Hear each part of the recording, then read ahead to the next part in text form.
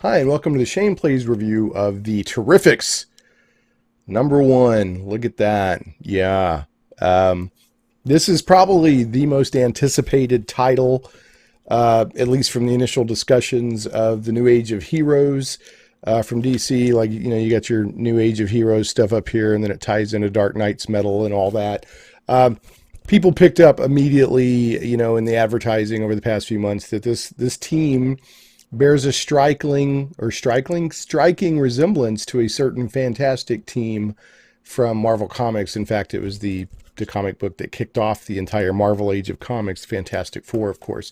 Now, if you read interviews and that sort of thing, they'll say, "Oh, it wasn't intended that way," but when we started putting the characters together, like, "Oh yeah, we kind of saw the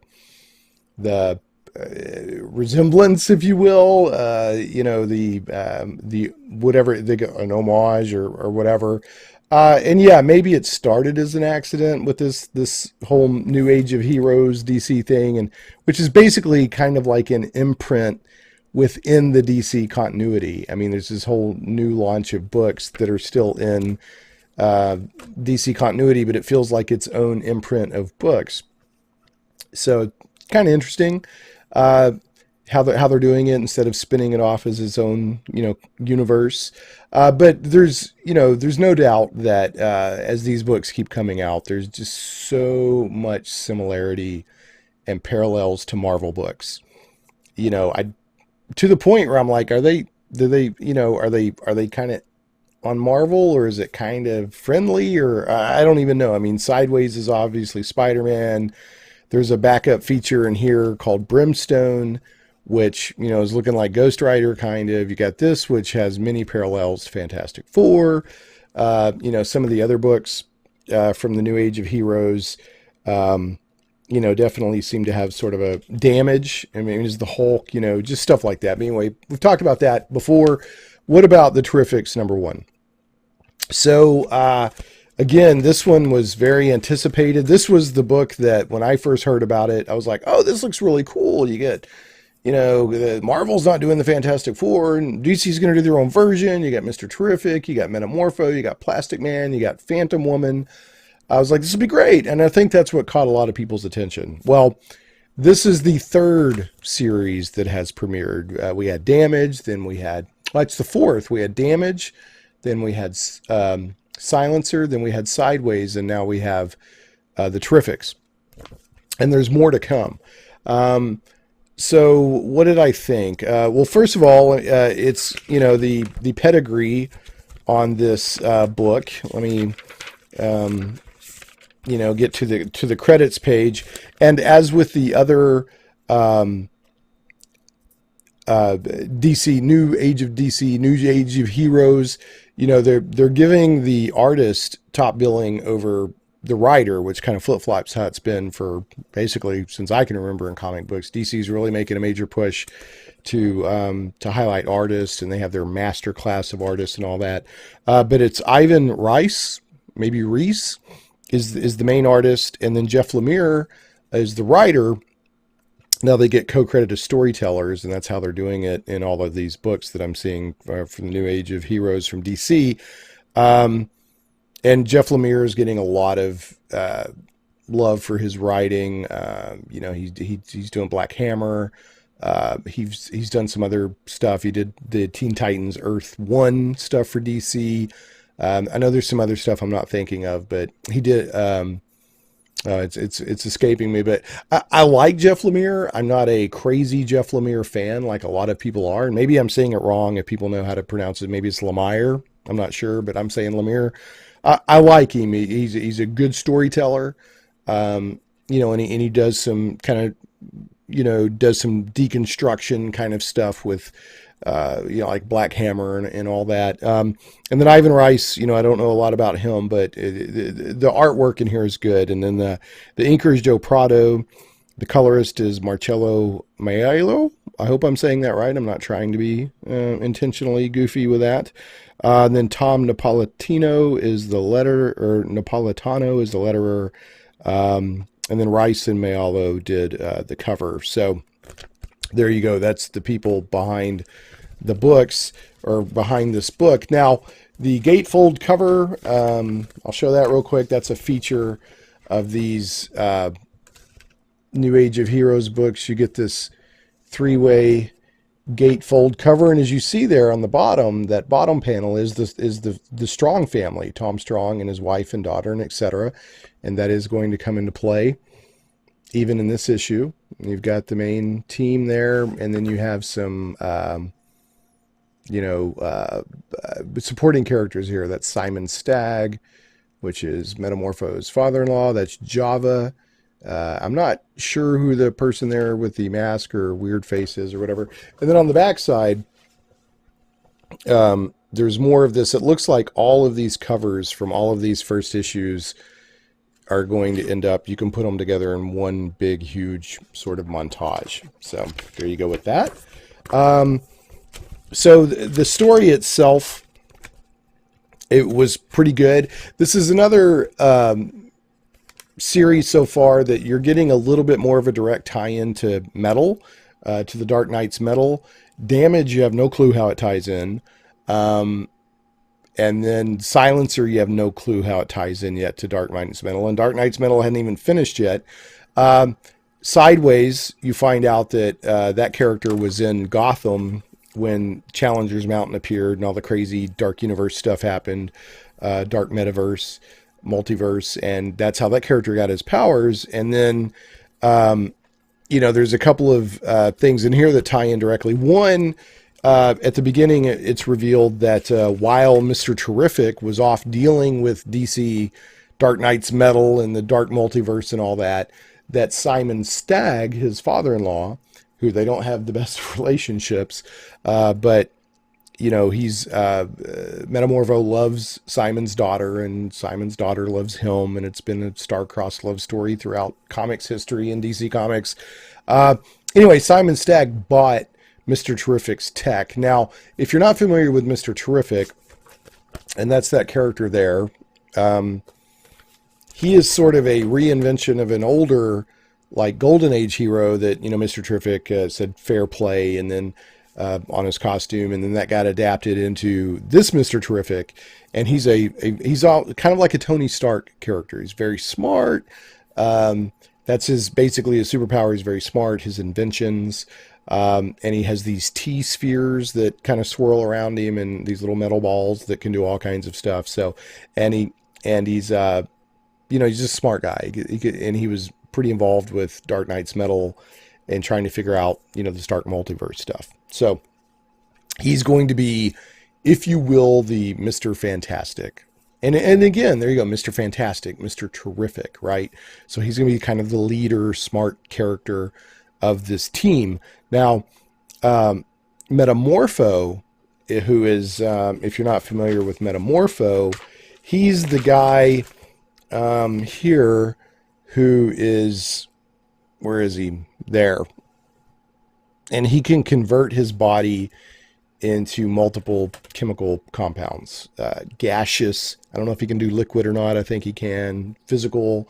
So if it's a chemical compound, he can basically convert his body into it.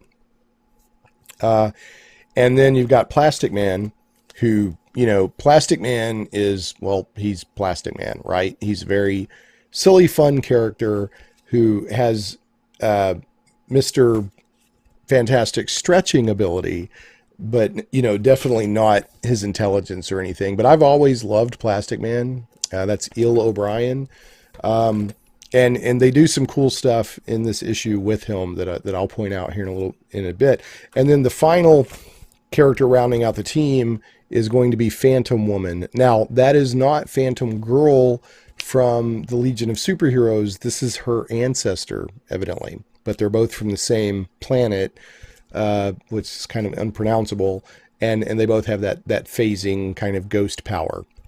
Hey, quick footnote to the video. After I recorded it, for some reason I had it in my head that this character was going to be Phantom Woman in the Terrifics, but it's actually also Phantom Girl, just like the Phantom Girl from Legion of Superheroes, but just two different people. I don't know why I got it in my head that it was Phantom Woman. Also, and they never actually refer to her by any sort of superhero name or anything like that in this first issue. So there you go. I mean, Fantastic Four. The Thing is basically Metamorpho. Um, Mr. Terrific is basically Mr. Fantastic. Uh, and then Plastic Man is basically the stretching ability and kind of the irreverence of Johnny Storm, even though there's nothing in here that kind of correlates to Johnny Storm's flame powers. And then Phantom Woman can phase and go phantom, but she can't do force fields. So there you go. It's not a direct analog to the Fantastic Four, but it's very, very close.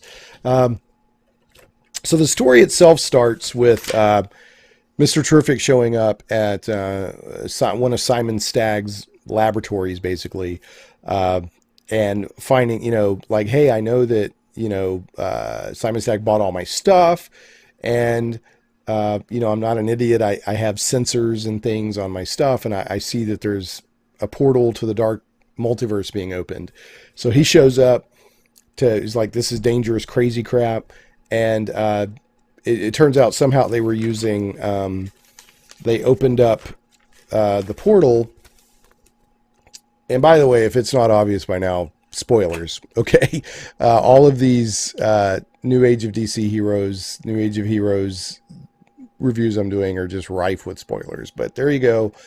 And you've got Metamorpho sort of in that portal with all the Dark Multiverse energy spewing out of it. And he's actually turned into Nth Metal, which Nth Metal played a big part in Dark Knight's Metal. All these different metals did. And at this point, Plastic Man gets introduced. Now, Plastic Man at the beginning of Dark Knight's Metal kind of reverted into this egg shape. He was kind of in stasis as an egg. That was his response to the Dark Multiverse energies, because Batman had sent him through, like, theorizing you'll be safe from the energies. Plastic Man, it has been put forward by Frank Miller in, The Dark Knight Rides Again, and other comic books have kind of pointed out Plastic Man is potentially like the most powerful entity in the DC universe as far as like the superheroes on Earth, right? I'm sure there's all the cosmic entities and stuff like that.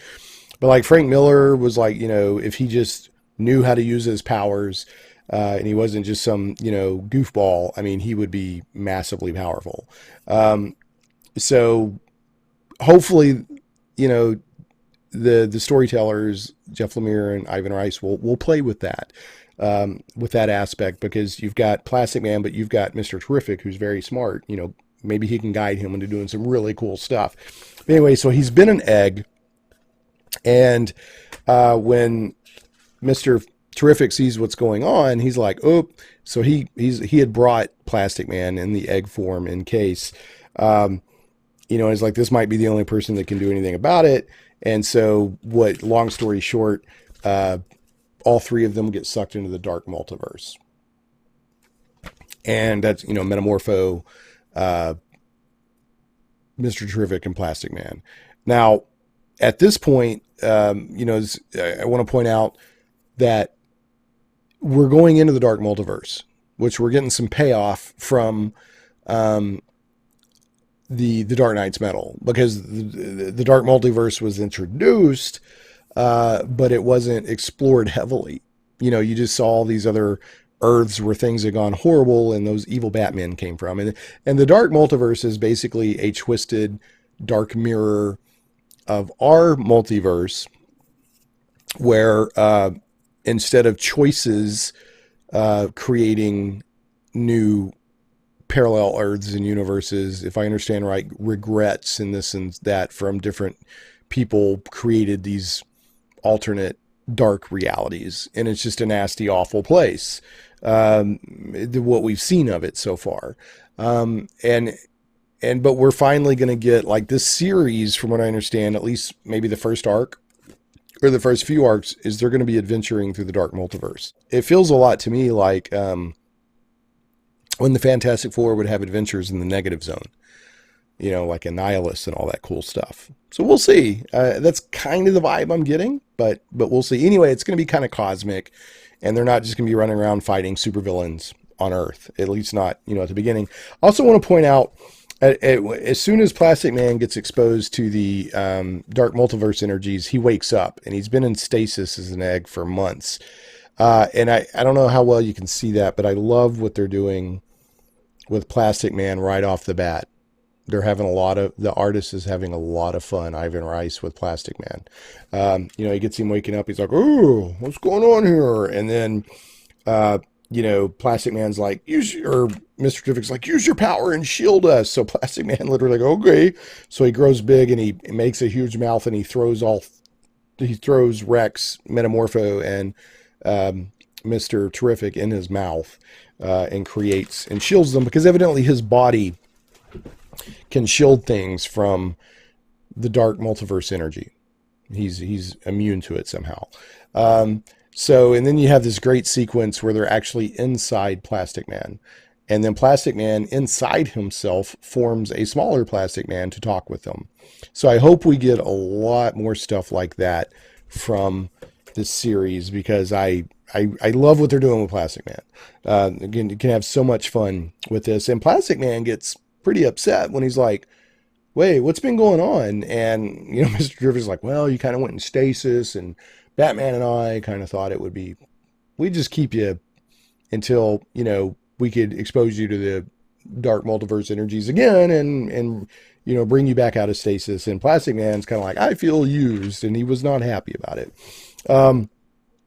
There's a lot of, they're kind of establishing the interplay between the characters. A lot of, like, Sideways was just loaded with exposition. This number one issue has some exposition, but what the storytellers spend more time doing is kind of introducing you to the team dynamic. Mr. Terrific is kind of cold and calculating, and Plastic Man do this, Plastic Man do this, Plastic Man do this. He does that 2 or 3 times, "Save us, do this." Rex is, kind of a very direct, almost like Ben Grimm, like, "Let's just punch it and get it over with." And him and Plastic Man are already bickering like the Thing and Johnny Storm. And then they have this really great, fantastic scene, no pun intended, where they end up landing on what they think is a planetoid, but it's a dead, space deity, space god with a lowercase g. And there's a couple of things cool to note about this double page spread. One, if you see Plastic Man, he's starting way off in the distance and then stretching way up to look back. And then 2, that's obviously, and I've seen other people make the connection, that's a Galactus analog. They've landed basically on dead Galactus.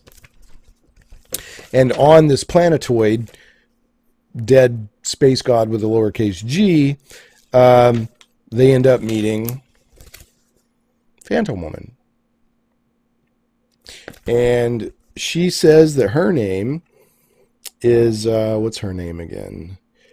Lenya Wazo, which I believe that's the same last name as Phantom Girl from Legion of Superheroes, but different first name. So, it's establishing she's an ancestor. I think I've read that somewhere as well. And then she says she's from Bigztl. That's BGZTL. That's the name of the planet. Same planet that Phantom Girl's from in the Legion of Superheroes. So anyway, she's been like, "Oh my goodness, thank you that somebody's here." Evidently, she's been on this dead space god corpse planetoid thing for a long time, but we don't know exactly how long. She goes, "I don't know how long, time's funny." And I've got to make a joke here that she's feeling a little crabby because crabs attack everybody. And then somehow she's like, "Leave them alone," and the crabs listen to her. So there you go. And then they discover, like, "Hey, there's some technology here." And she goes, "That's impossible. I don't know. I haven't found any technology," but Mr. Terrific finds it. And at the end, they find a message from Tom Strong. Yay! So they're bringing the America's Best comics from Alan Moore, some of those characters, into the DC universe. Another connection that I noticed after recording the video was Tom Strong's Terrific Tales, which was an actual comic series that Alan Moore did with Tom Strong. So I wonder if that's a coincidence, or if, since they're purposefully introducing Tom Strong into mainstream DC continuity through the Terrifics, if that's more than a coincidence. So I would guess it's more than a coincidence. But either way, another interesting note there, kind of connecting this comic series with Tom Strong and America's Best Comics. So Tom Strong is a very cool character. Not really going to go into everything about him here, but it is, in my opinion, I mean, I love Alan Moore. I think Alan Moore is a genius. He just happens to work in comic books sometimes. But Tom Strong was a very cool creation of his and his family. He's just a very smart adventurer, kind of pulp hero. Long-lived. They smoke this. It's obviously a metaphor for Alan Moore for smoking pot or something, but they smoke this sort of root, and that gives them long life. And he, and his wife and his daughter, and they're more adventurers than superheroes. But anyway, there's a message from Tom Strong. This says, "My name's Tom Strong. If you're seeing this recording, it means I'm probably dead. That means it's up to you to save the universe." And that's where things end in this issue. Really good first issue, putting everything together. Some good action, some good character interplay, and then a nice hook, a nice tease to keep you going. And as I said earlier today on Twitter, I was thinking, a monthly comic book, right? No matter how good it is, or no matter how good the writer or the artist, or how good the characters are, no matter how amazing it is, for a monthly comic book, if at the end of that issue, I don't want to know what happens next, it's kind of a fail. And I think one of the things that that this new age of DC Heroes, I keep wanting to call it the new age of DC Heroes, it's DC's the new age of heroes, is doing well. I was thinking specifically about Sideways and Silencer as well, but I want to know what happens next. Like I'm like, oh, I can't, the new issue's out, good. And I can't say that for everything that Marvel and DC are putting. Some stuff I read just because I'm like, well, that's that character, and I want to keep up with that character, and I like that team and whatever. But I don't always have that, oh, I can't wait to see what happens next. But, this has that element. So the art's good, the story's good. It's got that good hook to keep you going. We get the promise of this cool new team, where we don't have the Fantastic Four from Marvel right now, even though, they're kind of, looks like they're building back up to it with that Marvel 2-in-1 stuff they're doing, which is pretty good.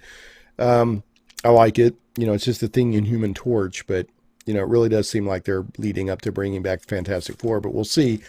I recommend this. So far, I like all of the New Age of Heroes stuff from DC. My least favorite, which I still like, is Damage. But that's the one that has me least, like, I'll keep reading it for a few issues, but that's the one where I'm least like, oh, I can't wait to see what happens next. But they're all good.